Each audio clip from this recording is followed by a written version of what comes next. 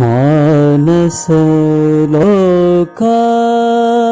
என் இனிய சிவ சொந்தங்களுக்கு வணக்கம். நமச்சிவாய. ரொம்ப நாளைக்கு முன்னாடி ஒரு ஸ்தபதி எனக்கு ஒரு கதை சொன்னார்ன்றதை விட ஒரு தகவல் சொன்னார். என்ன சொன்னார்னா, விருப்பப்படுவதற்கு ஒரு மனம் இருந்தால் அதை நடத்தி முடிப்பதற்கு இறைவன் ஒருவனை அனுப்புவார். அது கொஞ்சம் ஆச்சரியமாக இருந்துச்சு. ஆனால் அதுக்கு பிறகு நடந்த பல சம்பவங்களில் இது உண்மைன்னு தெளிவாக புரிஞ்சுது. போரூர், சென்னை ராமநாத ஈஸ்வரர் கோயில் பலருக்கு தெரிஞ்சிருக்கலாம், குருஸ்தலம். அது ஒரு காலத்தில் ஒரு பாலடைஞ்ச ஒரு இடம் போல் இருந்துச்சு.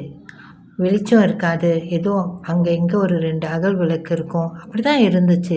ஆனால் இன்றைக்கி அந்த கோயிலை வந்து பார்த்திங்கன்னா ராஜகோபுரத்தோட அவ்வளோ கம்பீரமாக நிற்கிது. அதுக்கு அந்த காலத்தில் ஒருத்தவங்க அந்த கோயிலுக்கு போவாங்க.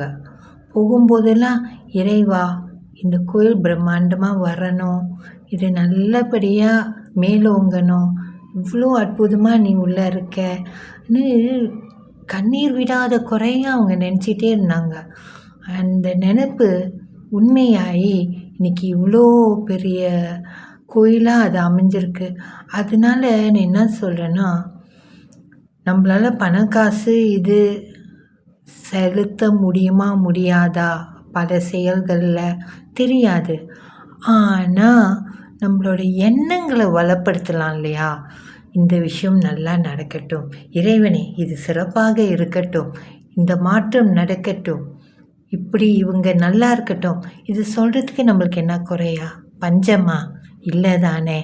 அதனால் இந்நாள் முதல் நம்ம கிட்ட இருந்து வெளிப்படுற ஒவ்வொரு எண்ணமும் உணர்வும் மேலோங்கியதாகவும் வளமானதாகவும் இருக்கட்டும்.